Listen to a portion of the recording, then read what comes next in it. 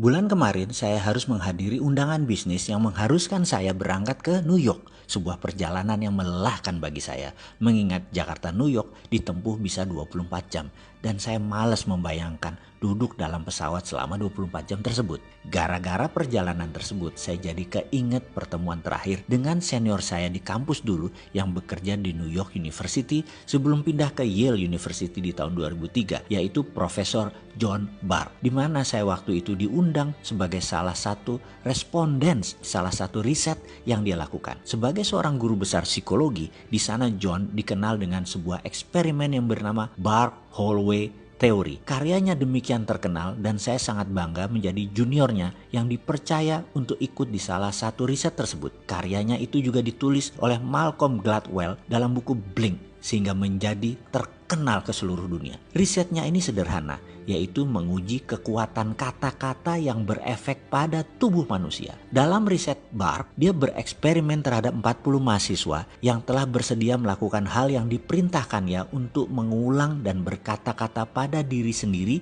selama 30 hari. Atau kalau disederhanakan, disuruh melakukan self talk, bicara dengan diri sendiri selama 30 hari. Ke-40 mahasiswa dibagi dua kelompok, kelompok A dan kelompok B. Kelompok A adalah kelompok yang selama 30 hari selalu bangun dan aktif setiap saat harus berkata pada diri sendiri hal-hal yang baik, yang positif, yang menyenangkan. Misalnya, hidup ini indah, hidup ini enak, cuaca menyenangkan, rezeki lancar, selalu sehat, Tuhan baik, pemerintah benar, kerja gampang, sehat, lucu, asik, apapun kata-katanya yang berkonotasi fun, positif, diucapkan berulang-ulang dalam hati selama 30 hari selama sadar. Kelompok B setiap hari mengatakan hal-hal yang negatif, yang sulit, yang tidak menyenangkan. Misalnya, Tuhan jahat, memang nasib susah, kerjaan sulit, zaman gila, pemerintah korup, bangsa bejat, sialan, brengsek, cari kerja susah, jalan macet, sampah di mana-mana, pemimpin tolol, malas, semua hal yang memberi kesan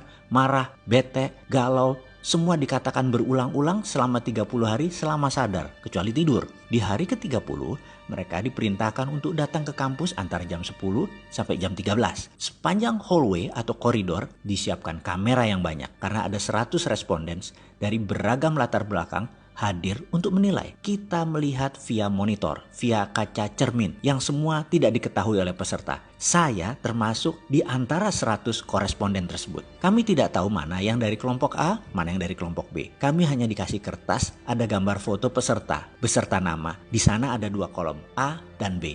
Kita hanya disuruh melihat gerakan mereka dan menulis apa perasaan kita pada saat itu.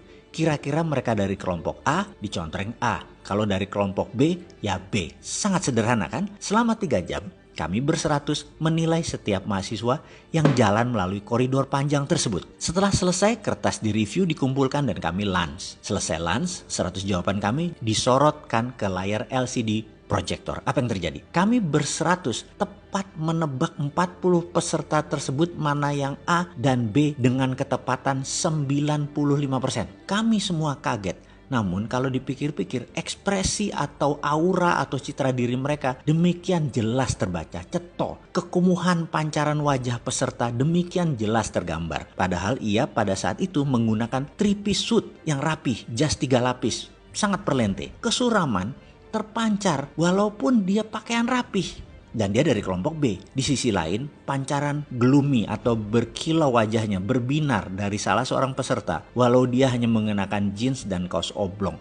Demikian jelas terlihat sehingga mudah mengkonfirm bahwa dia dari kelompok A. Melihat ketepatan tersebut, banyak responden bertanya apa yang terjadi. Termasuk saya sangat antusias. John menjelaskan dengan sederhana. Katanya demikian, manusia itu memiliki 1 triliun sel. Setiap hari mati kira-kira 30 miliar sel. Sehingga di hari ke-30 manusia itu berbeda dengan sel 30 hari yang lalu. Note, catatan aslinya sel itu adalah billion nano jumlahnya. Kita lanjut lagi. Dalam 30 hari, sel yang mati tersebut diganti atau tumbuh sel baru. Pada saat sel baru itu bertumbuh, sel tersebut netral sifatnya. Kita manusia bisa menulis apapun di sel ini dengan pikiran dan kata-kata. Maka kalau dalam 30 hari kita mengatakan hal-hal negatif berulang-ulang tanpa jeda, membuat tubuh kita, sel baru kita bereaksi sesuai apa database yang dituliskan, sehingga orang tersebut kumuh, butek, suram, tidak menyenangkan, dan lain sebagainya. Di sisi lain, kalau selama 30 hari ditulis database positif, hasilnya ya positif, wajahnya berbinar, kulitnya terang, ceria, auranya menyenangkan, kita menjadi ingin dekat dengan orang tersebut.